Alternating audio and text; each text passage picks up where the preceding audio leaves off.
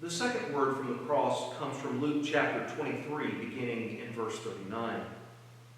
One of the criminals who was hanged there kept deriding him and saying, "Are you not the Messiah? Save yourself and us." But the other rebuked him, saying, "Do you not fear God, since you are under the same sentence of condemnation? And we indeed have been condemned justly, for we are getting what we deserve for our deeds, but this man has done nothing wrong."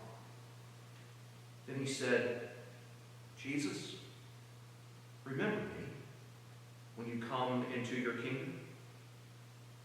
Jesus replied, "Truly, I tell you, today you will be with me in paradise." God's grace has always been scandalous to the rules makers in religion.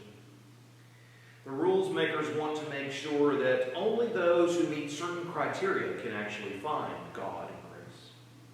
In their minds, they are the gatekeepers to make sure only those who are truly worthy, those who do what they should do and don't do what they shouldn't do, are able to be let in to the presence of God.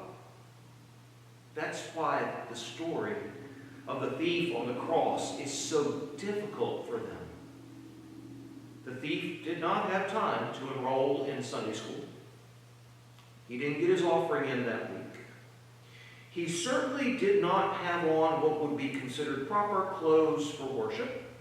And he totally failed by being an upstanding member of the community. He did not say the sinner's prayer, he did not own a large Bible, and he didn't hang out with the right people. He didn't meet the religious rules.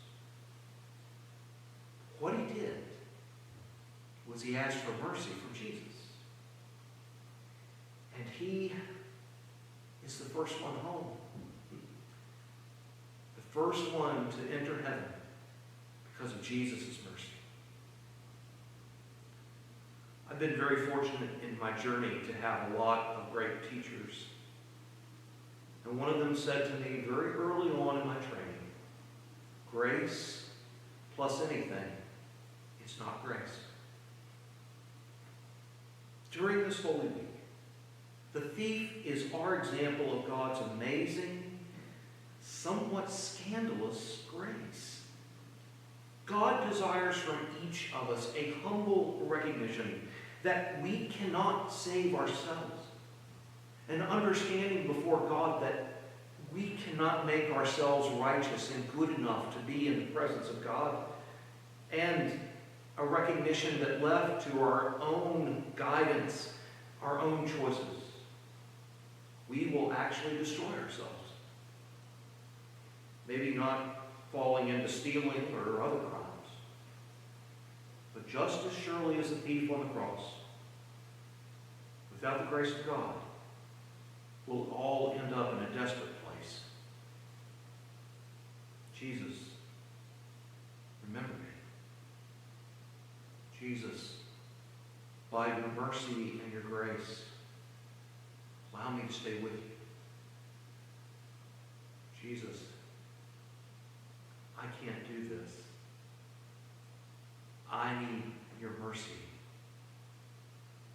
Allow me to be with you. Lord Jesus, bring me home.